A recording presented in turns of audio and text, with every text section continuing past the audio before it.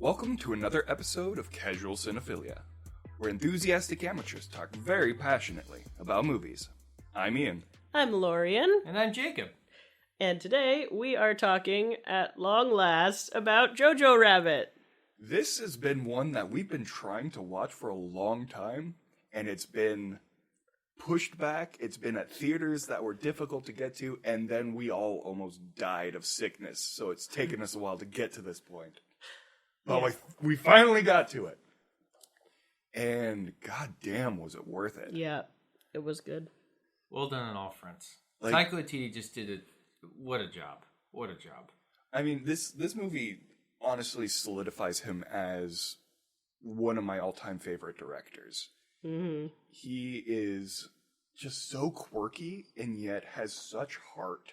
Yeah. That it allows him to not only tell these just absurd, asinine stories, Definitely, but it also allows you to feel sympathy and empathy, and it's just a good film. And the range of emotions that he makes you feel throughout the course of the film is just unbelievable. Yeah.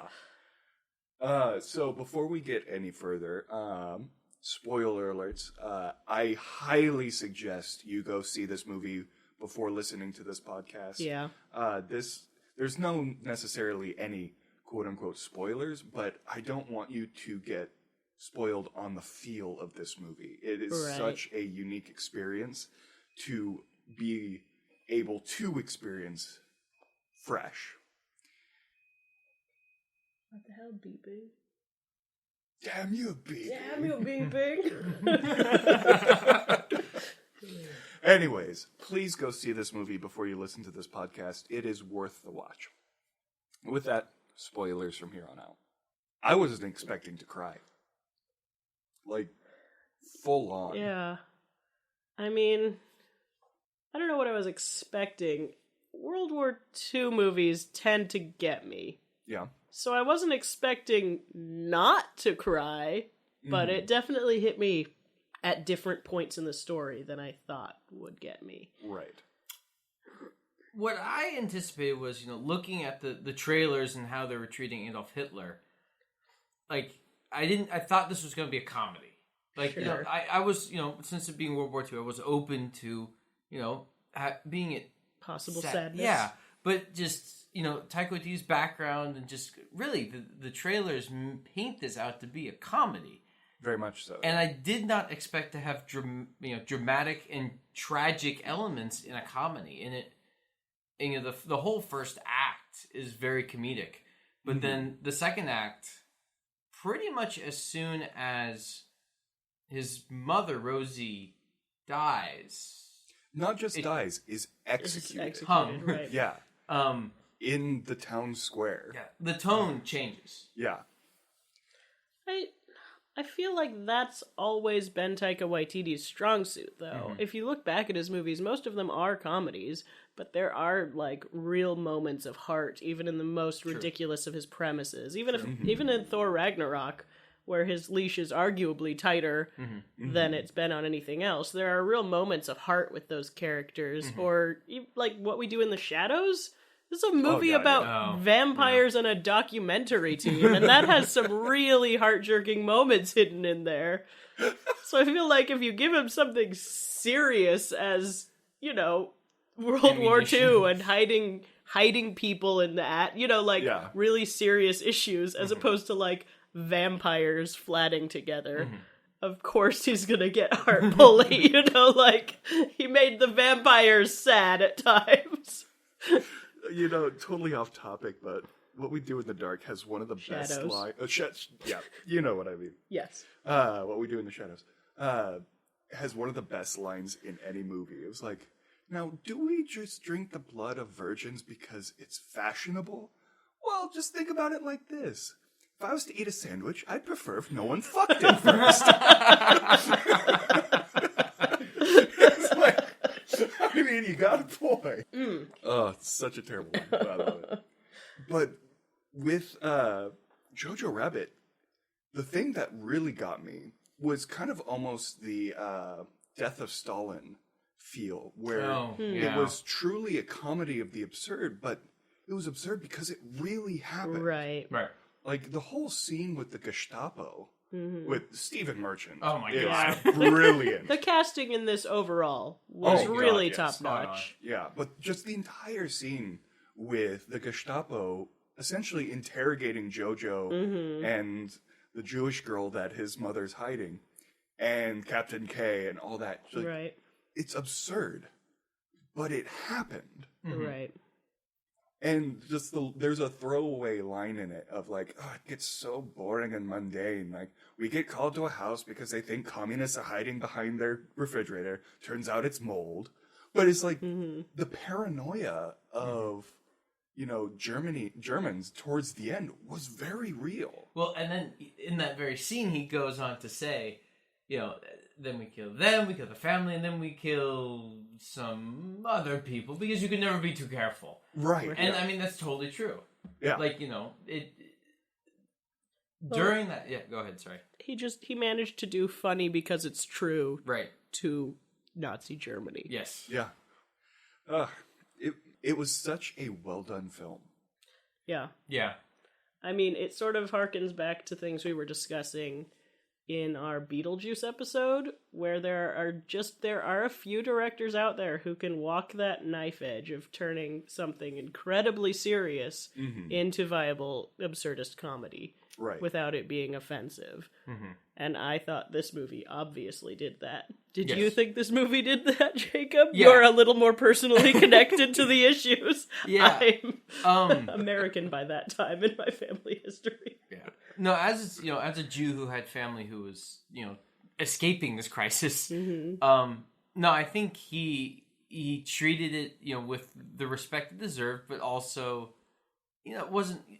was it funny? Yes. Was it absurd? Yes. But he still, he respected the history. Sure. And I think did a very good job of, painting, this dramatic picture of Elsa and her struggle, and Jojo kind of slowly realizing that, this person that he made out to be, essentially a devil. Right. It was actually a real human being with feelings and history and wants and desires. And he just did a marvelous job. I really appreciated how he did not make Elsa a passive character. Yeah. She was aggressive, she was not being careful and tiptoeing around. And you don't see that very often in movies about anything related to this scenario. She reminded me a lot of Shoshana from Inglourious Bastards. Right. Just this, this Jewish character, this Jewish freedom fighter who just powerful female character that won't take any bullshit, Right. and just will stand up for herself and what she believes in, and she'll do radically what she think is correct. To the point where she steps up against the Gestapo to protect Jojo. Right. And just and really putting herself on the line. And then we see in that very same scene, Captain K also sticking his neck out for the pair, which was a huge subtle thing, but Captain K and what was his The boyfriend. his boyfriend Finkel. like they play it off as comedy. That was such a subtle building storyline. Yes. You could have easily missed it in the beginning. I Yeah. mean, Yeah. if you were ignorant to that culture, I guess you could have missed it the whole film and just written him off as an eccentric. Which is could possibly. Sure, but it felt very intentional and slowly built to me. Yeah, but it allowed you to realize that there was more depth to Captain K than just a washed out general. And then when that turning point with the Gestapo, when he says that she got it right, even though she got the day wrong on the birthday, you realize, oh man, he's part of the persecuted, thousands, millions. And it's like, oh my gosh. And it just made Captain K such a more beautiful character. Yeah. And then that gets reprised in his death. Right. Yeah. That was definitely the moment in the film that got me the hardest. Yeah. Oh God, yeah. But, you have Jojo, who gets picked up by the Americans. because he's wearing a Nazi uniform. Yeah. Right. And then Captain K instantly realizes, like, oh, shit. What's happening? Like, Yeah. Joe, like, they're going to kill his kid because they think he's a Nazi. And so, he tries to calm Jojo down, then rips the jacket off and, accuses him of being a Jew. And so the Americans come and take him away. And Yeah. a few seconds later, we hear gunshots. But yeah, Captain, Sam Rockwell. Holy crud. That was such Absolute gem. I love Sam Rockwell. Oh, Jojo. This is the boy I was telling you about. The one that stole a grenade and blew himself up. I got demoted. Got demoted. For negligence. This movie was just an absolute delight to watch. Because you laugh, you cry, you feel joy, you feel terror. And it was visually designed, like, almost to Wes Anderson standards. It was so carefully designed. Yeah. It was beautiful. Right. I keep coming back to the Gestapo scene, but that's one of my favorite instances in that whole movie. But when he opens the door, that's something straight out of the symmetry of the Gestapo agents. It was something straight out of Wes Anderson. It was great. Honestly, I can't recommend this movie more. No. To everyone. Yeah. Like, I can't think of anyone. The humor might not be everyone's cup of tea, but it's like, it's one of those stories. It's hard to find them in a flavor that everyone will like. Right. But it's one of those stories everyone needs to see because it's universally humanizing. Yes. We've done a lot of films that humanize, of course, the Jewish people and the Allies in World War II, but there are fewer films that humanize the German people or even soldiers in the German army, which were not universally evil people. No. Obviously, the higher-ups and the people who really bought into the ideas, but, think back on Vietnam. Not everyone fighting a war wants to be or believes in the ideologies. Exactly. And it's very easy, especially with something like World War II where there were genuine atrocities, to paint it as black and white. Right. And this doesn't do that. This Cabaret is really good at painting the grays. Unfortunately, they're just not in everyone's flavor kind of a, they're so stylistic.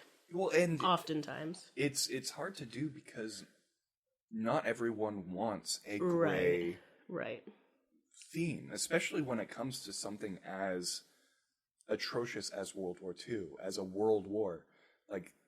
People often need that black and white. They need the villain that the world unites against. But in reality, there's nothing like that. Right. Even if you look at the facts surrounding the interwar period, between World War I and World War II, there are clear signs all throughout that Germany was not going down a good path. And it was mostly because the Allies from World War II, compelled Germany to pay back reparations. And so it destroyed their economy. People are upset. People are starving.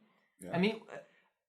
I'm not trying to explain away why Nazism occurred, but that's what, when people are upset and worrying about their basic needs, crazy shit can happen. Yeah. And, nope, not gonna go there. We're a movie podcast, damn it. So with that, can we talk about the character of Jojo for a second? Yes. Go for it. I think, again, going back to the story of grayness, I think Jojo really paints this beautiful picture, of a kid who gets swept up in this idea, is parroting back the language, but over time, and clearly from the beginning, they do not paint Jojo as a bad person. Right. They paint him as just, a 10-year-old kid. And then as he slowly gets to know Elsa more, his eyes are kind of open to the idea that, wait a minute, this story even is gray, where, Jews are not acting the way that I think they should. Right.